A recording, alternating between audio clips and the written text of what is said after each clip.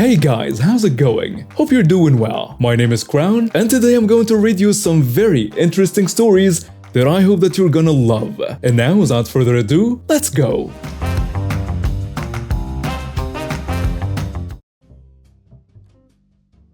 Hi. This happened a few years back in China. It's one of the universities there. Here, I was studying Chinese language and I shared my language class with some people from France and Belgium. The French-speaking part, our Chinese teacher was a really nice little lady that happened to also speak French. So often whenever the French speaker had a question, they would ask it in French.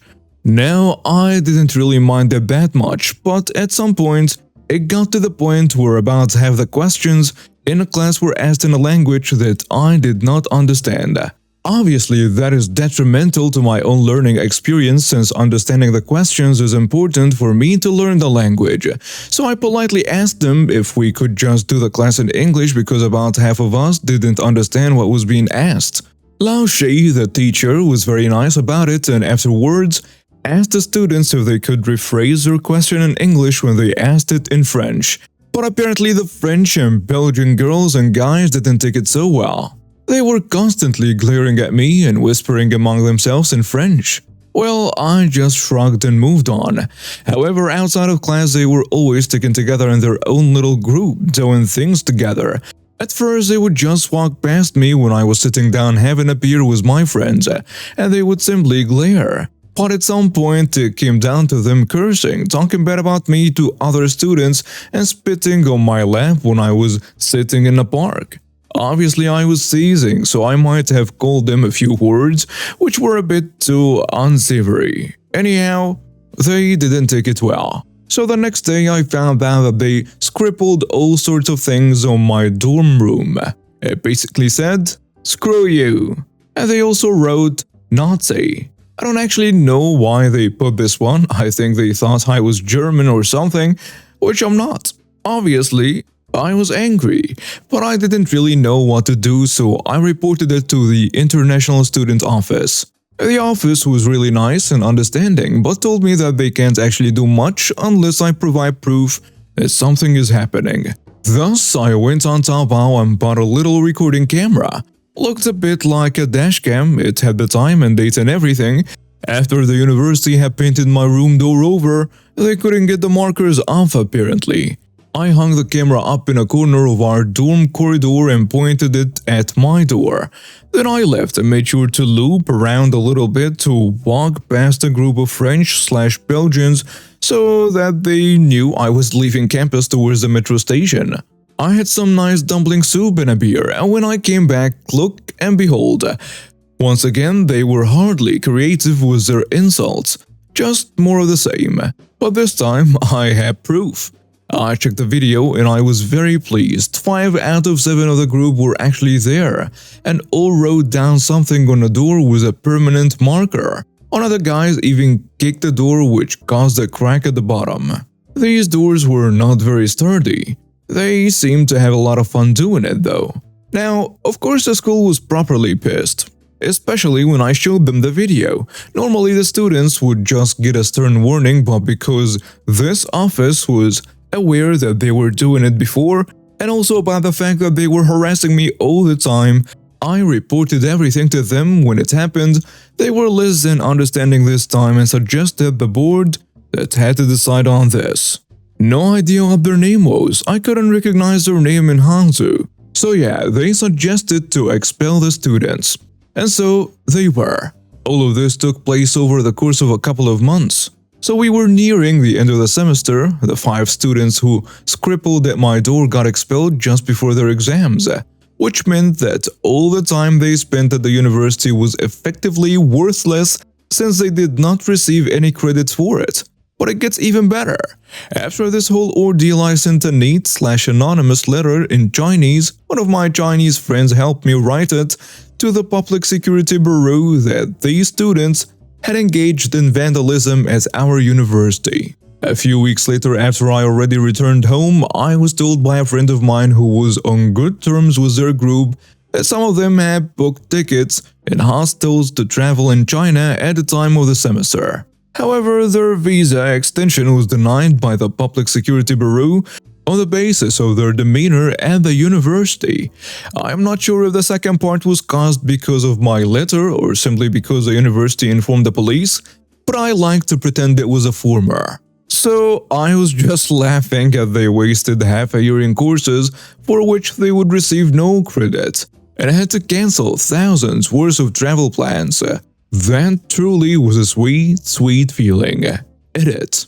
I have to say that the other French and Belgians I met in China were very pleasant people. It was just this group which was really awful. As an employee of a relatively fancy clothing store, it was just another day on the job until a woman in her 40s, Karen, and her kid who looked to be around 11 years old, walked in. They seemed like any other shoppers at first, browsing the racks and trying on clothes. But as they headed towards the fitting room, something seemed off. They were taking a suspiciously large amount of items with them. They had around 10 high-end designer clothes, a few accessories and bags.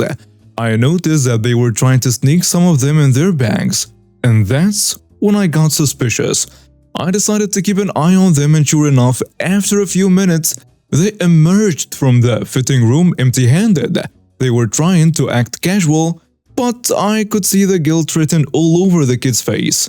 They headed towards the exit, and that's when I knew something was definitely wrong. I quickly alerted security, and we confronted them just as they were about to leave the store. The security guard asked them to stop and wait for a moment, but they looked nervous and unsure. They kept glancing towards the door, and I knew they were trying to make a run for it. I could see the security guard was also suspicious, and he asked them to open their bags for inspection. They refused, and that's when the security guard knew for sure that something was amiss. "Excuse me, ma'am, but if you don't comply with our request, we're going to have to call the police," said the security guard. But Karen panicked, and in an attempt to escape decided to ditch her boy and run for the door. But she was quickly tackled to the ground by a security guard. The security guard was holding her by her arms, but she was struggling and trying to get free. She was screaming and shouting, "Let me go! I know my rights!" As the guard thought that he had detained her, she suddenly pulled out the pepper spray and sprayed him in the face. The security guard was momentarily blinded and in pain, but his partner was quick to react. He tackled her to the ground and disarmed her of the pepper spray before she could fully recover. The security guard was able to radio for backup and call the police. "You can't do this to me! I know my rights! I demand to speak to my lawyer!" shouted Karen as she was being handcuffed. The police arrived on the scene and she was arrested for theft and assault. They also found out that she had been shoplifting from multiple stores in the area and had a history of criminal behavior. The security guard was treated for pepper spray exposure but thankfully was not seriously injured.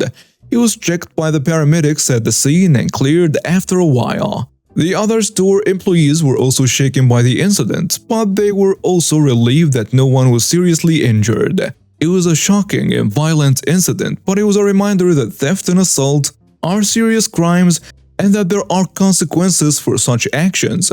The store decided to press charges, and Karen was facing a hefty fine and possibly jail time. I grew up on a country road with 4 houses. Our mailboxes were on the main road. Someone kept vandalizing the 4 boxes by driving through them, breaking the posts. I recall replacing the mailboxes a few times on weekends. After 4 to 5 times, my dad and the neighbors hatched a plan. My dad told me to get to bed early as we have a lot of work to do in the morning. After breakfast, we go to the mailbox and there are the other 3 neighbors and their sons. Along with a tractor with a post hole digger, railroad ties, cement, and a mini mixer. We proceed to dig 2 very deep holes. Digging holes is very backbreaking where I lived, as the land was a very rocky region. You only dug about 6 inches before we had to dig out a bunch of rocks in the hole. We took turns digging out the rocks over the entire morning. There was a lot of motivation as this was the last time we were going to fix the mailboxes. We dig 2 holes 6 feet deep and hoist 2 uncut 12-foot railroad ties in each hole. We then proceed to fill the top of each hole with cement. We added a cross beam and attached our new mailboxes. After an entire day of digging holes and pouring concrete, we all sat back and enjoyed our handiwork. A month goes by, and the kids and I walk to the mailbox to meet the boss. We discover what happens when a moving car meets an unmovable object. There's an old blue Buick Century with a smashed-up grille and bent wheel, and nobody in the car. This was well before cell phones, so we ran to the closest house and told the mom what we saw. We got back to the main road and get on the bus with the car still there. We find out later the highway ticketed the driver, a 14-year-old kid, and towed the vehicle. Now where I grew up, you could get a daytime driver's license at 14. One catch, if you receive 2 violations over 2 years, you lose your license until you turn 16 years old. The kid was ticketed for speeding a week prior. Oops, he now lost his license for 1.5 years. The insurance found out about the vandalism and refused to pay the claim. Then put the insurance plan in a high-risk category even when the kid couldn't drive. The kid's dad tried to fight it by saying the mailboxes were not legally built. Turns out mailbox construction is set by the state and county, and our state and county did not have any regulations on county mailboxes. I smile every time I go home. After 30 years, the indestructible mailboxes are still standing. This is a story I've been sitting on for a few years now, and having discovered this a couple months ago, I decided it's finally time to let the world know what happened to a sociopath who dared to cross a neighborhood. To set the stage, I used to live in a big but not huge city. Let's call it Bombville. I lived near the corner of a dense suburb nestled between overstuffed apartment buildings, a river that smelled like diesel when at low tide, and 2 busy highways. I was a minority in this neighborhood and I got a lot of heat for it.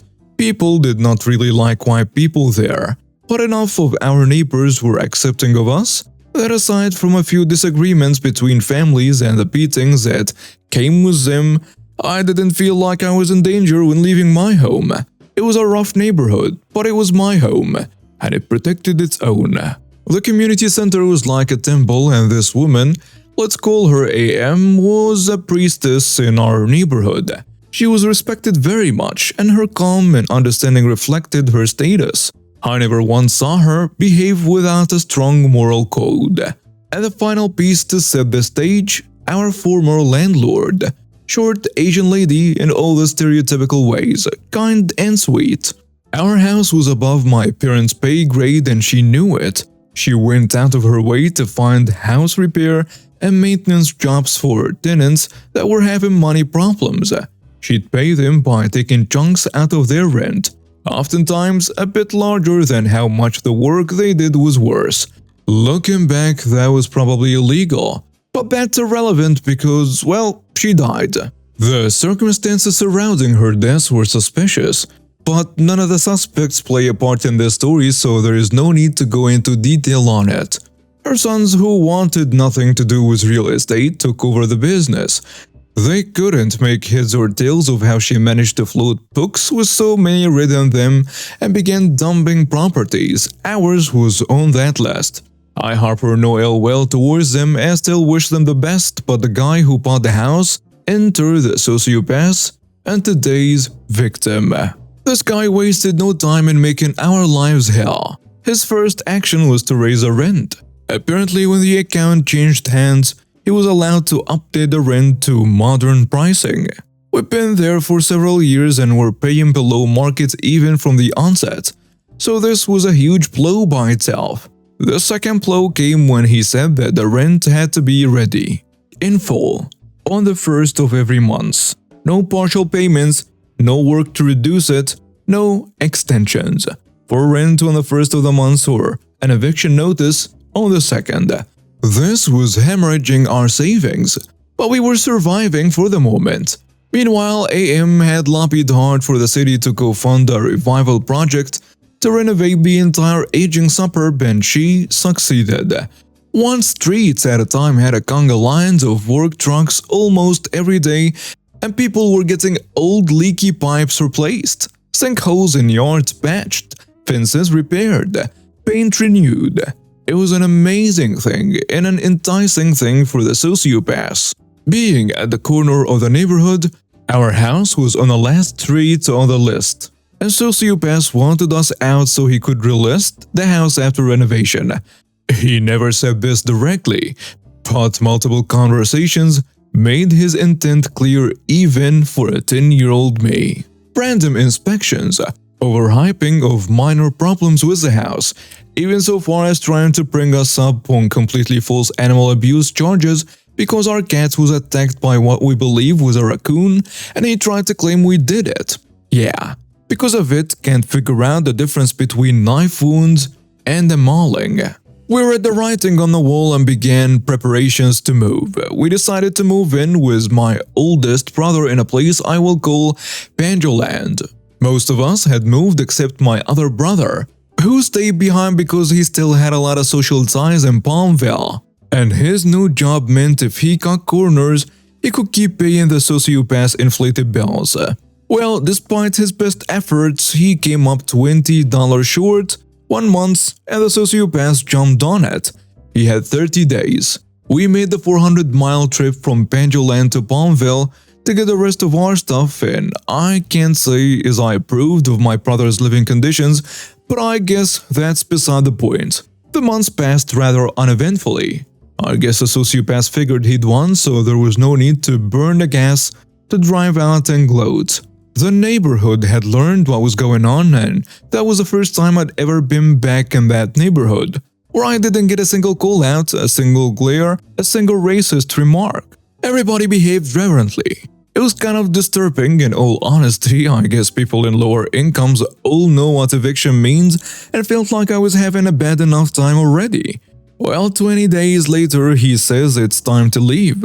We still had a week left, but it didn't matter. We didn't have the money to try fighting it with a lawyer.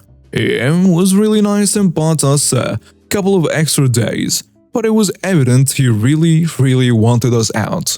Possibly because the work trucks were now 1 street away. The last time I ever saw the house I grew up in, workmen were throwing my childhood possessions into a large bin when we supposedly still had 3 days left to leave. Everything that follows is a collection of information I got through the grapevine and phone calls with people present at the events. Immediately, sociopath moved into the house himself. People who owned the homes they were living in were getting the full cost of renovations comped by the city. He figured that by moving in himself, he'd be able to get his house he bought at liquidation price renovated for free and flip it. But AM was having none of it. She explained to him that at the time the revival project was approved, that house was a rental lot, and they can't change the budget now. She then explained to him that the partial cost coverage that had been approved for the lot was in our name, not his, and he wasn't eligible for partial cost comping either.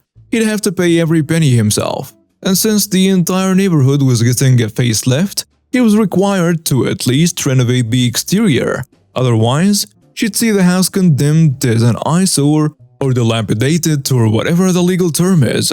He went really cheap on the renovations, basically putting in new carpets and a coat of paint. This would later come to bite him back. He then began trying to sell the house in earnest. The neighborhood remembered what he'd done. There were vandalisms when nobody was there, and loud noises from the neighbors when people were there to look the house over. And anytime a prospective buyer asked around, they got the full stink eye from anybody they talked to. They made sure he simply couldn't get that house sold at market value.